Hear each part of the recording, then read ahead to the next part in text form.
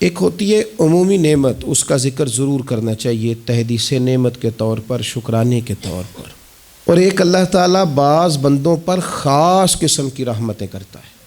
وہ جو خاص فضل ہے نا خدا کا، جو آپ کے پاس موجود ہے اور دوسروں کے پاس موجود نہیں ہے، اس کا ذکر نہ کرنا بہتر ہے۔ ایک چیز ایسی جو آپ کے پاس خدا کی خاص رحمت سے ہے، واللہ یختص برحمتہ من یشاء، اللہ تبارک و تعالیٰ بعض بندوں کو اپنی رحمت سے خاص کر لیتا ہے، اور آپ کے پاس ہے لیکن دوسروں کے پاس موجود نہیں ہے۔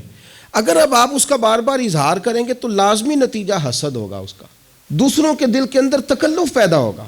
تو اگر اللہ نے کوئی خاص فضل دے دیا ہے تو اس کا بڑھا چڑھا کر ذکر کرنا، کوئی بھی نعمت ہو، اس کی کوئی بھی صورت ہو، آپ جب اس کو بار بار اس طرح بیان کرتے ہیں تو پھر حسد پیدا ہوتا ہے، پھر دل تنگ ہوتے ہیں، پھر لوگ برا بھی چاہتے ہیں، برا بھی سوچتے ہیں۔ اقبال کے استاد صاحب سے کسی نے کہا کہ آپ نے کمال کر دی، اقبال جیسا شاگرد تیار کیا، تو ڈاکٹر اقبال کے استاد فرمانے لگے میں نے تو ساری کلاس کو ہی پڑھایا تھا، میں اس کو الگ سے تھوڑی لے جاتا تھا، میں نے تو سب کو پڑھایا تھا، بس کلاس میں اقبال ایک ہی تھا۔ بعض اوقات بندہ ایک ہی ہوتا ہے، اسی ایک بندے پر کسی خاص انعام کا ہونا ہوتا ہے، لیکن اگر وہ خاص انعام آپ پر ہے تو اگر آپ اس طرح بیان کریں گے کہ دوسروں کی گردنیں جھکیں اور دوسرے خیال کریں۔ حضرت یوسف نے اپنے والد کو خواب سنایا ہے کہ میں نے خواب دیکھا ہے، انی رأیت احد عشر کوکبا والشمس والقمر رأیتهم لی ساجدین، میں نے دیکھا ہے کہ ستارے، سورج، چاند مجھے سجدہ کر رہے ہیں۔ ابا جی میں نے خواب دیکھا ہے۔ اب ان کے باقی بھائیوں نے یہ نہیں دیکھا، ان کے پاس یہ نعمت نہیں ہے۔ اب والد کیا کہتے ہیں؟ کہتے ہیں یا بنیا لا تقصص رؤیاک علی اخوتک، بیٹا یہ بات بھائیوں کو نہ بتانا۔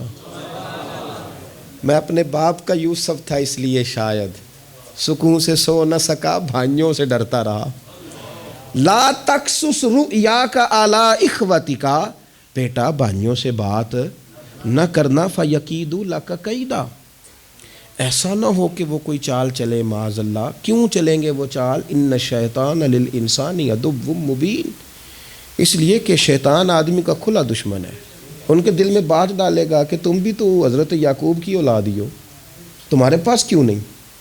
اگر آپ کے پاس کوئی خاص نعمت ہے، نبی پاک صلی اللہ تعالیٰ علیہ وسلم نے فرمایا کہ لوگوں سے چھپا کے نا اپنے مقاصد کی کامیابی پر مدد طلب کرو، چپ کر کے اللہ سے مدد طلب کرو اور مقاصد میں کام کرتے جاؤ، کیونکہ ہر نعمت والے پر حسد کیا جاتا ہے۔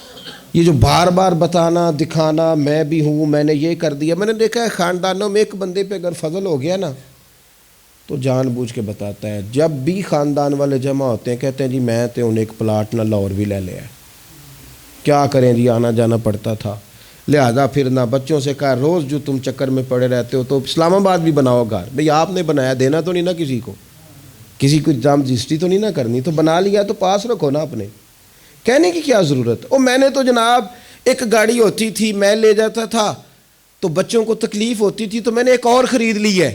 کس کو بتا رہے ہیں آپ؟ کیوں بتا رہے ہیں؟ صرف اس لیے کہ آپ پر حسد کیا جائے۔ پھر آپ کہتے ہیں پتہ نہیں کیا بن گیا۔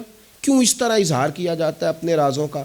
اگر خدا نے کوئی چیز اپنے فضل سے دی ہے تو بندہ کا اور اللہ کا معاملہ ہے، اور اگر ٹہنی پر پھل زیادہ ہے تو اسے جھکنا چاہیے، نعمتیں زیادہ ہیں تو شکر بھی ادا زیادہ کرنا چاہیے۔ اور میرے نبی پاک صلی اللہ علیہ وسلم نے فرمایا اگر تم پر نعمتیں بڑھ جائیں تو تمہاری عبادت بڑھ جائے، فرمایا تم تھوڑے رزق پہ راضی ہو جاؤ، رب تمہاری تھوڑی عبادت سے راضی ہو جائے گا۔